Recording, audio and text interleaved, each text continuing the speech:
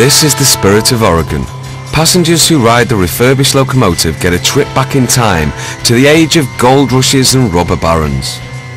And it is believed a few spirits from the past are still along for the ride.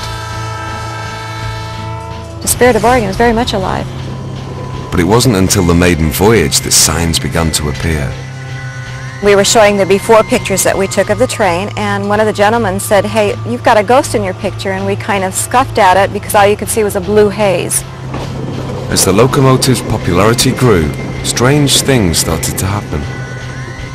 There was a bartender on the train that would have glasses blow up in his hand, or dishes will fly off, or chairs will get jerked out from underneath you. We had a lot of really strange things happen.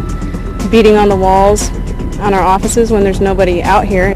And we'll see people walking through the trains when we know the train's locked up and it has a security system on it. Passengers were even being affected.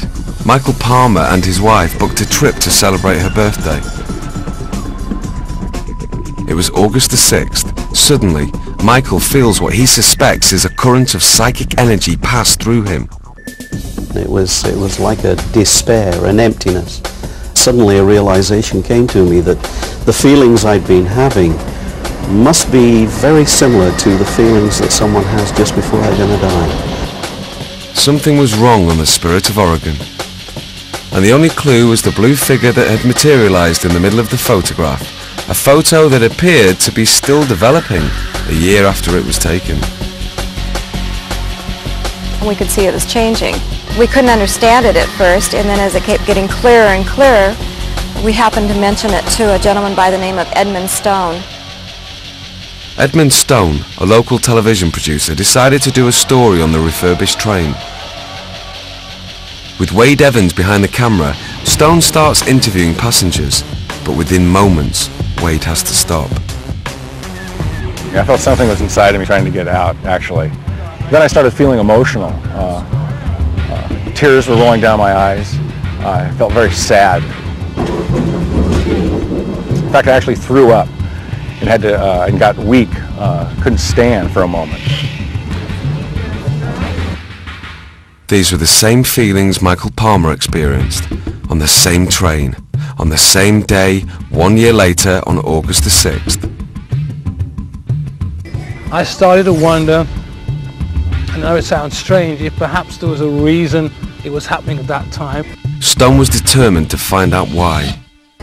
And the more I looked into it, the more I thought if there's a reason that things are happening, maybe it's connected with a train crash.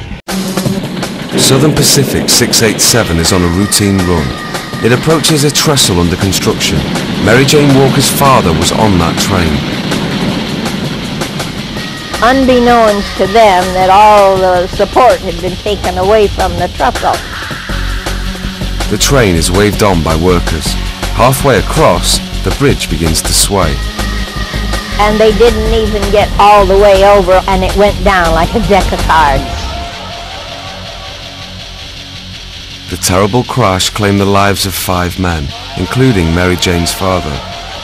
And when we start to look, we realize, hey, maybe this wasn't such an accident after all. Then what if they were trying to tell us, hey, look at this, because we shouldn't have died? As more information about the wreck is revealed, the images in the photograph seem to become more vivid. You could see where they had the old-fashioned blue railroad shirt and the old-fashioned vest, and then you could actually start seeing a lantern hanging down. I'm a believer. I think that it had to come. Somehow they had to get it out, the men. Their spirit would not rest until the truth was known about that damn wreck.